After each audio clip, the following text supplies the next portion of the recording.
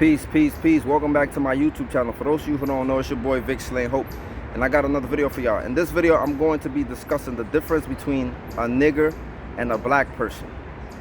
And I want to talk about this because a lot of times y'all hear me use the word nigger, and I tell y'all I don't mean it as a term of endearment. I really don't mean it as all black people. I mean specific people in our communities who are detrimental to our communities and are severely traumatized to the point of no return. So let's get to how do these people become niggers.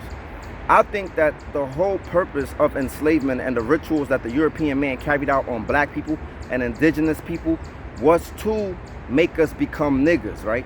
Because think about it.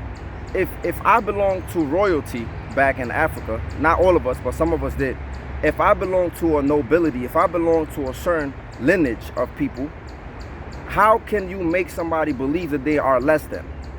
You have to force them and make them go through this process of whipping them, raping them, making them sleep with their mom, making them sleep with their sisters, their grandma, just making them do a lot of crazy things to kind of like show your dominance.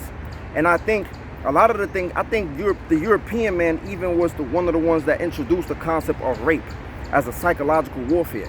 If you look into the Roman Empire, they used to rape their soldiers as a form of discipline.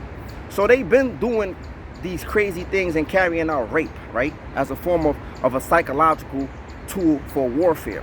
So a lot of times the rituals that they did were to kind of like psychologically traumatize us and make us mental slaves to the point that we wouldn't even be able to return from this, right?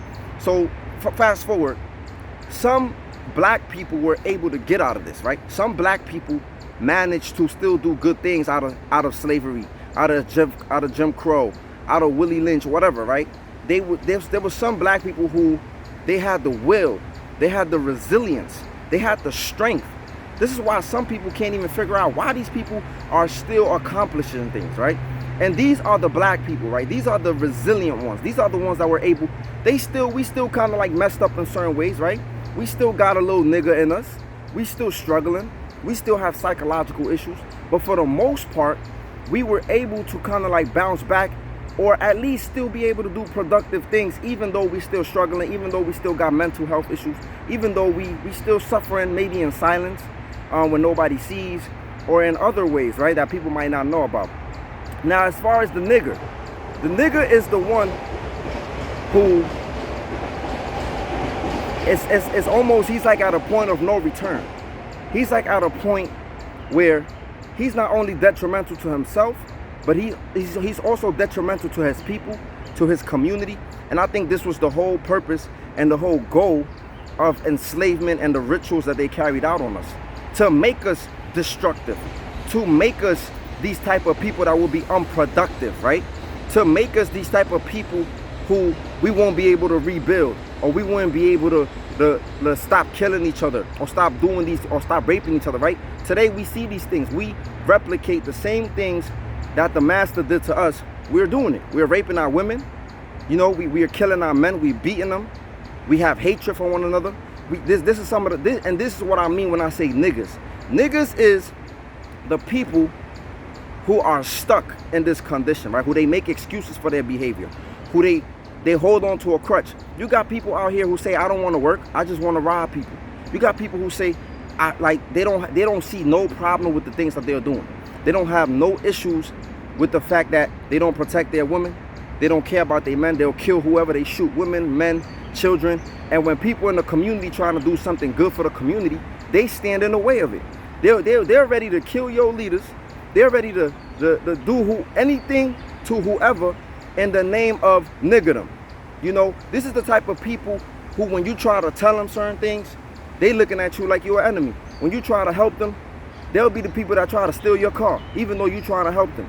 They'll be the people that you could bring into your home to give them a warm meal, and then next thing you know, they're breaking into your home, stealing some shit. These are the people that you can't, it's hard to show them any compassion because they are dark. Their hearts have a disease. They have been consumed by the darkness, right? So I know as many times we don't want to give up on people, and we want to feel like, oh, that's not right, you know, we should always, there are some people who are too far gone.